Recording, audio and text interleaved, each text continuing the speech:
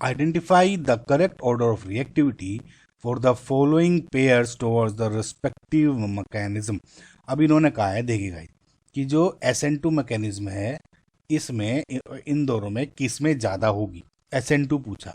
अब एक बात देखो आप, ये है आपका, पहली बात तो SN2 कैसे होगी, ये है एंड ये BR जुड़ा हुआ है।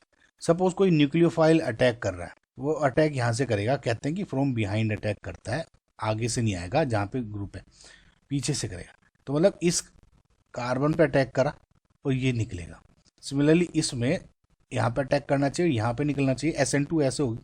लेकिन वी नो कि जब भी आपकी कोई SN2 रिएक्शन होती है उसमें जितनी ज़्यादा स्टेरिक हिंड्रेंस होगी या स्टेरिक क्राउडिंग होगी तो उतना कम उसका रिएक्टिविटी होता है। मतलब देख, अगे ये तो हो गया प्राइमरी। अगर यहाँ मैं कह दूं कि सपोज ये वाला भी होता BR, तो ये सेकेंडरी हो गया, ये टर्शरी हो गया, सॉरी प्राइमरी हो गया, ये सेकेंड टर्शरी हो गया।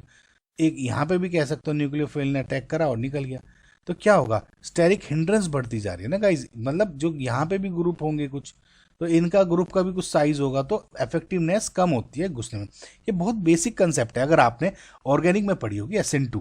तो because of steric higher steric hindrance जो ये है आपका सेकंड वाला, इसका कम होगा, यानी ये ऑप्शन आपका करेक्ट है। समझ में? अब SN1 में कहा है ये वाला बताओ। देखिए SN1 रिएक्शन क्या होती है, आपका कार्बोकैटायन फॉर्म होगा, समझ में? और SN1 रिएक्शन में जितना ज़्यादा स्टेबल कार्बोकैटायन उतनी ज़्यादा आपकी जो रिएक्शन है होगी, रिएक्टिविटी ज़्यादा होगी। तो इसमें अगर मैं इस कंपाउंड में BR निकाल दूं तो आपका ये कार्बोकैटायन बन गया।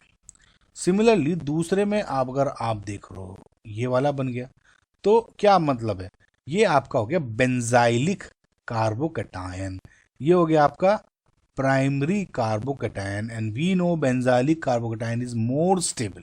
तो मोर स्टेबल है तो इसका मतलब आपकी इसकी रिएक्टिविटी भी ज़्यादा होगी। तो ये B ऑप्शन भी आपका करेक्ट है। C ऑप्शन देखते हैं, इलेक्ट्रोफिलिक सब्सटीट्यूशन। और देखिए इलेक्ट्रोफिलिक सब्सटीट्यूशन क्या है, सबसे पहले तो आपके समझ में, इलेक्ट्रोफाइल को सब्सटीट्यूट कर रहे हो आप, इलेक्ट्रोफाइल को आप सब्सटीट्यूट कर रहे हो। मतलब जैसे सपोज आपकी कोई बेंजीन रिंग है और आपको इलेक्ट्रोफाइल ऐड करना है, यानी जिसपे चार्ज डेंसिटी कम है, तो ऑब्वियसली जिस कंपाउंड पे आप जोड़ रहे हो उस पर चार्ज डेंसिटी ज़्यादा होनी चाहिए। तो जितनी जितनी ज़्यादा चार्ज डेंसिटी, जितनी ज़्यादा चार्ज डेंसिटी उतनी जल्दी वो अपना इलेक्ट्रॉन फाइल को अट्रैक्ट करेगा अपनी तरफ, पॉजिटिव चार्ज को। समझ में? तो इसी हिसाब से देखना है। अगर आप इसमें देखोगे तो Cl है, ठीक है, ये -I इफेक्ट शो करता है।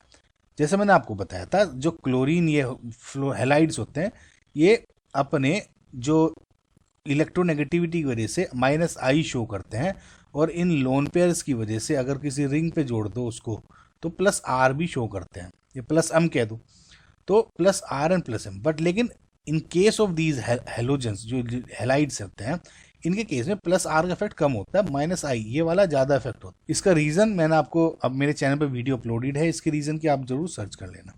तो -I effect is greater than +R। तो मैं ओवरऑल ये बोल देता हूँ कि इस केस में जो -I इफेक्ट शो कर रहा है, नाउ इस केस में -I हो गया। नाउ NO2 क्या है, -R इफेक्ट शो करता है। इनफैक्ट ये बहुत ही अच्छा इलेक्ट्रॉन विड्रॉइंग ग्रुप होता है। अगर आपको नहीं पता, इस पे एनालिसिस करने की भी इतनी जरूरत नहीं है, NO2 दिखा तो मत समझो खूब बहुत ही ज़्यादा बढ़िया इलेक्ट्रॉन विड्रॉइंग ग्रुप है। तो इसका मतलब देखिए दो तरह एंड से इलेक्ट्रॉन्स खींच रहा है, ये एक तरफ से खींच रहा है। ऑब्वियसली इस पे पॉजिटिव चार्ज, इस पे जो पॉजिटिव चार्ज ज़्यादा है, तो मैंने क्या कहा, यह कहूँ तो इलेक्ट्रॉन डेंसिटी कम है इस पे। तो इसका मतलब क्या हुआ, इस पे इलेक्ट्रॉन डेंसिटी ज़्यादा है इन कंपैरिजन टू दिस। तो जो पॉजिटिव चार्ज आएगा किस पे आएगा, जिस पे इलेक्ट्रॉन ज़्यादा है, तो यानी ये। तो इसका मतलब ये भी सही दिया हुआ है, यानी ये भी आपका करेक्ट स्टेटमेंट है। नाउ गाइज अब ऑप्शन है न्यूक्लियोफिलिक सब्स्टिट्यूशन बताना है, इसमें और ज़्यादा। देखिए गाइज, देखिए न्यूक्लियोफिलिक सब्स्टिट्यूशन में जैसे इसमें क्या था कि इलेक्ट्रोफाइल ऐड कर रहे थे, न्यूक्लियोफिलिक सब्स्टिट्यूशन में नॉर्मल ये होता है कि न्यूक्लियोफाइल ऐड कर रहे हो और जो जो रिंग है आपकी उस पर जितना पॉजिटिव चार्ज होगा या इलेक्ट्रॉन डेंसिटी जितनी कम होगी उतनी आसानी से न्यूक्लियोफाइल ऐड हो जाएगा। लेकिन इसमें आपको एक थोड़ा सा एक कैच और देखिए कि यहाँ पे -I इफेक्ट शो कर रहा है, इस पे -I इफेक्ट है और इस पे -R है। तो कायदे से तो इस पे चार्ज ज़्यादा है, समझ में?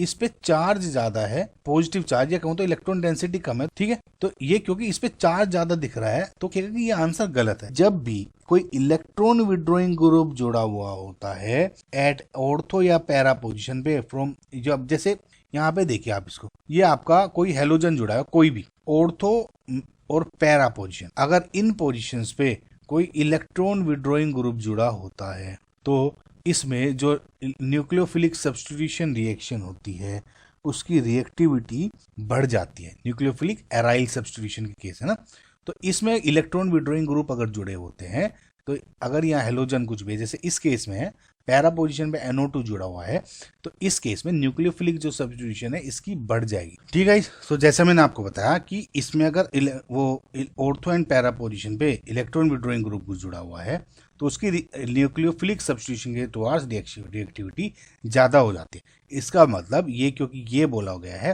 तो ये क्या हो गया, इनकरेक्ट स्टेटमेंट हो गया। सो इसका मतलब A, B, C और करेक्ट ऑप्शन है। अब देखिए इसमें, अच्छा इसमें गाइज ये थोड़ा इनकरेक्ट दिया हुआ है, आप ये मान के चलें, या इसको ऐसे कर लो, ठीक है, या फिर इसका जो ऐसा ऑर्डर बना दो, ये मान के चल लेते हैं, ठीक है। तो इसका मतलब जो ऑप्शन नंबर 2 है इज योर करेक्ट आंसर। ये जरा इंपॉर्टेंट कंसेप्ट था, इसको जरूर आप ध्यान रखना।